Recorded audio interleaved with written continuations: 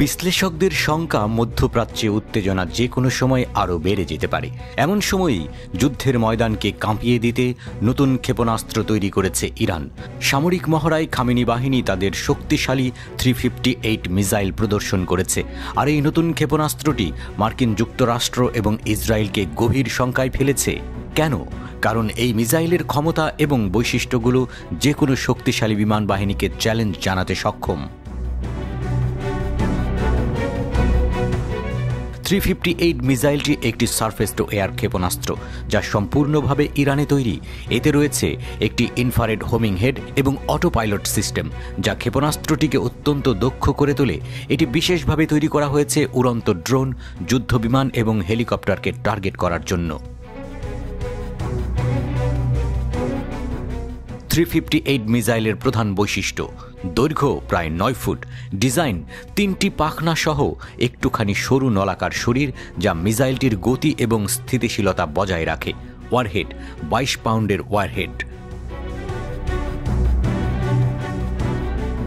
Launch system: প্রাথমিক উৎক্ষেপণের জন্য শক্তি সঞ্চয়কারী রকেট বুস্টার, যা উৎক্ষেপণের পরে বিচ্ছিন্ন হয়ে একটি শক্তিশালী গ্যাস টারবাইন ইঞ্জিনে পরিণত হয়। অ্যালটিটিউড রেঞ্জ: 28,000 ফুট পর্যন্ত উঁচুতে উঠতে সক্ষম, তবে এটি মূলত নিম্ন উচ্চতার ড্রোন এবং বিমান আক্রমণের বিরুদ্ধে ব্যবহার করা হবে। লক্ষ্য নির্ণয়: মিসাইলটি একটি প্যাটার্নে ঘুরতে ঘুরতে অপটিক্যাল সেন্সরের মাধ্যমে লক্ষ্যবস্তু শনাক্ত করে। এটি ইনফ্রারেড শিকার ব্যবহার করে এবং লক্ষ্যটির কাছাকাছি পৌঁছালে বিস্ফোরণ ঘটায়।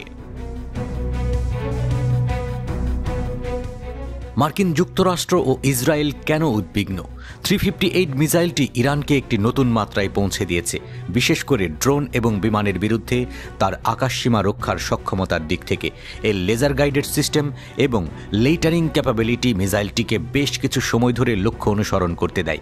এগুলো মার্কিন এবং ইসরায়েলি বিমান বাহিনীর জন্য বড় ধরনের সমস্যা তৈরি করতে পারে।